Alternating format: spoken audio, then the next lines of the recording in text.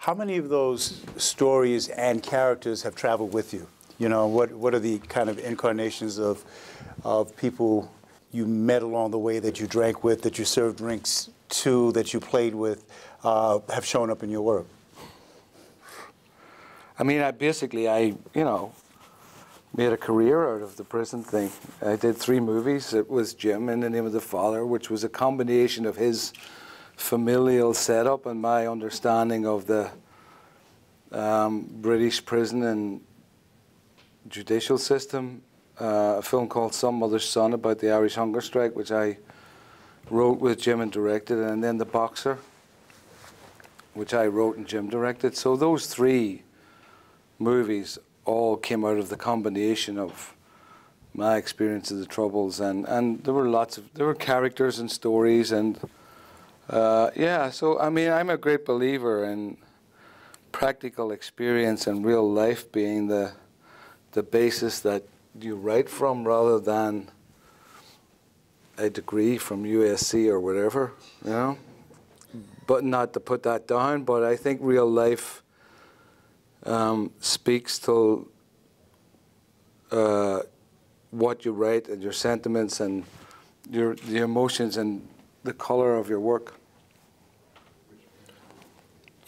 For me, it's much more fundamental than, you know, a character that you met. I mean, there'll be all kinds of things that you'll draw on, but I mean, the real thing that you're accumulating in life,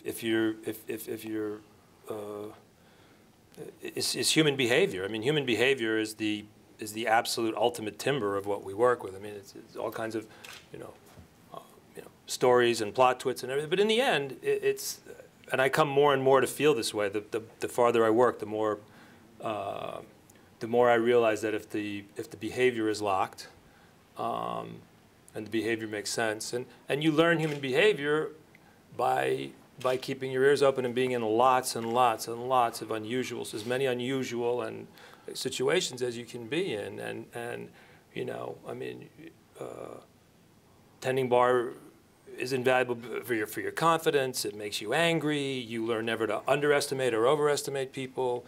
You're constantly surprised by who's not an asshole. You're constantly surprised by who is an asshole. You know, who tips. I mean, just all of the. I mean, playing music, being with people in vans for years and years, and I mean, there's no way to calculate the encyclopedia of behavior and how people act and when they don't, what they don't say, and I mean, just all the things that are, they're indescribable. It's too huge a subject, but that's what you need to accumulate. The relationships, the level of empathy that you need to develop as a human being to be a writer is this really ridiculously highly evolved sense of empathy for all your characters. If you're writing well, those things are. That's the takeaway for me. Mm. I mean, it's for me, and I agree with Tony completely. It's why I can never imagine myself writing science fiction or, you know, that fantasy, because, you know, I don't know what a character from Planet Zog is, but I knew when I started to do Hotel Rwanda, and I had read my agent, Tony's agent at the time, had sent me a script where that story was in the middle of it, and I went off to Brussels in Belgium to meet this character, Paul Russet-Sabagina, and I knew, fuck, this is a great story. It's a siege, and you know, I kind of knew the history of it. But the minute I met Paul, I'm like, okay, I got this, because he just had that hotel manager thing. And he was driving a cab at the time, but he had this elegance and let's go here and let's order this beer and take this and do that. And he just steered me through the city, you know. But it's also because you know how to read him. But watching him, you have to be a really good cop. Yeah, you know, you have to read everybody. Exactly. Yeah, but I knew. I'm like, wow, this guy epitomizes. He's taking care of me, and I could transcribe that to him taking care of this ever-growing family, you know. And Cheadle got it right away as well. And it's your antennae up all the time for that, aren't you? You're looking for characters. We're parasites or vampires or whatever you want to be. I'll diverge from Terry just slightly, because I do write a lot of things that are speculative, that are outside of my, I go very far afield. Right. I will write science fiction. I mean, I like to make a world. So even with Jason Bourne, there is, you know, one of the things that always knocked me out is how this super agent, superhero was distilled down to like a real guy just trying to survive from minute to minute. And this just came along at a moment, and this is a very simple little nugget. I don't remember who I am, and we never used the books. We never read the books, and all that's all on the record. But the idea of a guy, it's just very simple. I don't know who I am, and I wake up, and how would I figure out who I was? And you sort of go, okay, well, be that guy. I mean, it's role. I mean, technically, I do so much more role playing. I'm so much more conscious of all the role playing that I do now than I was in the beginning of writing. I'm the guy. You're the guy. Okay, what do I do? What's the next thing? The behavior, and you become this guy. And that happened to be a really fortunate. It turned into something fortunate because there was a big moral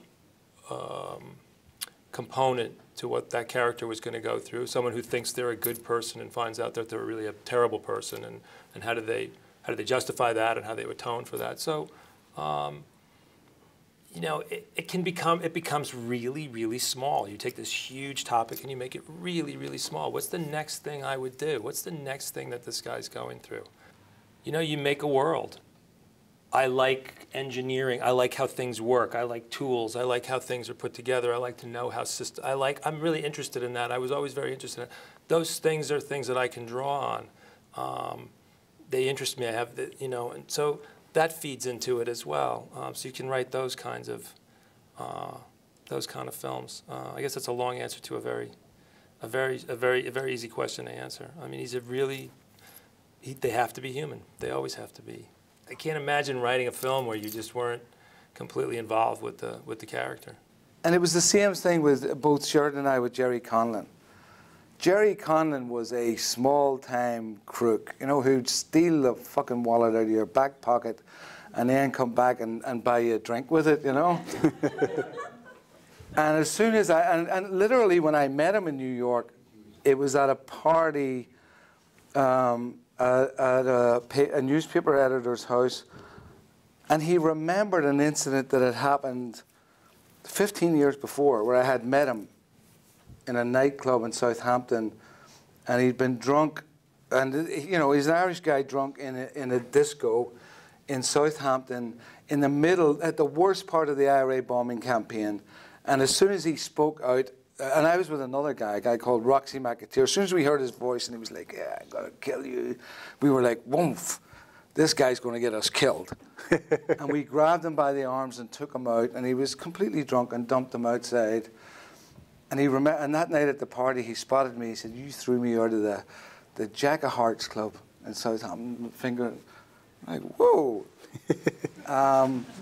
And that was Jerry Conlon, you know. He could remember, he had this fucking amazing memory, and he was this amazing con man.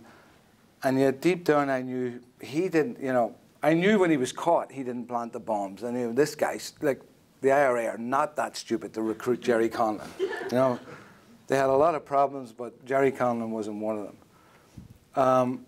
And I just thought then, this guy's a character, you know.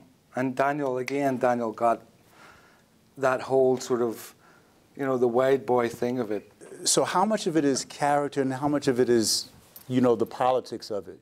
In the Panthers, we had this saying that the personal is political and the political is personal. There's a critique of power, you know, in the Bourne movies and in Michael Clayton. Was that an important element for you? Clayton's the most personal thing. Yeah, I mean, my worldview is very much in evidence, and you know, I think I probably have a you know, an haute bourgeois, you know, highly developed fear of the corporate world, and the reach of that, and the sort of systematic mess of that is something that I think is obviously keeps showing up in my work all the time. And there's a lot of paranoia and things, but they're all very, all of the films, Bourne and Clayton, they're all very really I can't do them if they're not personal. It's really, I never sat down with Clayton and said, oh, well, I'm going to write a movie that's really against corporate America, and it's really about this, you know, expose of pesticides and whatever. It really was for me about a guy who, like, drove past the exit and missed it, you know, and really a guy who really, you know, it was too late, and that too late was really, you know, the sort of the saddest thing of all was too late, and a guy who was really realizing it. Everything else I knew would accrue to that if I could really get to that, and that was my ticket in. And for Bourne, the ticket in on that was really, like as I said before, the moral dilemma of, wow, if you woke up and you thought you were a really good person, and Matt Damon was such an incredibly dignified vessel for that, because he has so much of that sort of just in him in a way, and well, you find out you're really a terrible person and you've done really terrible things. You're down to some really elemental issues. The politics drape on that structure just effortlessly, and they are my politics. I'm happiest when I do have a piece of meat that really allows me. I mean, one of the most fun writing experiences I ever had was writing was writing for Al Pacino in Devil's Advocate, and really writing this indictment of God. Those theological little arias in there were way too easy to write. They were way too easy to write. And I was, you know, you want to, I probably have a very cynical, you know, very, very cynical view of how things work, and very suspicious of all kinds of political movements and power structures. But those things all come as the wardrobe for character. And if without the right armature for me, without the right person at the middle of it, I would never start with the topic first, I guess. You find an event, something crazy and exciting and mad that you're trying to explain, and then you find a character. And for me, I'm always looking for the character. Who's the audience? Who's the person that's going to take them through this event and explain it and become them? You know, and sometimes it's not the lead. Like in The Name of the Father, the audience was Giuseppe Conlon. You know, the good father who comes there, who believes in his son and comes to rescue him and starts to see this thing of what's going on. And then the audience locks into them. And in the film I did Some Mother's Son about the Irish hunger strike. And it's weird because I could never, I always figured being involved in it and having been in that prison and seen what was going on, I'm like, nobody's going to understand the participants, the activists, Bobby Sands and the Margaret Thatcher and all that. That's too in depth. For me, I had to go outside that and take the mothers of the hunger strikers that universally the world could empathize with, and see how those mothers walked through this situation and what happened to them, and have the audience go along with them. And it was the same thing with Paul Rusesabagina. Here's this hotel manager who's trained in sort of European ways. Make him let him become the eyes and ears of the world, and walk through this situation that nobody had any comprehension, or like you couldn't fathom the monstrosity of it. The amazing thing about the Rwandan genocide was it was committed person to person. Like people were hacked at the physical muscle, the physical power, the physical expenditure used to hack one person to death. Multiply that by 800,000, it wasn't even like the Holocaust, it was a systematic thing. How can you even comprehend the muscle power, the energy used in that for malice? But you had this one guy who had a possibility of walking an audience through that. So I'm always looking, who's the audience? Who's the person that's going to carry through that? How can they empathize with them? Will they cheer them at the end, or will they, you know, can I make those people the audience and take the audience through that? That's what I look for all the time.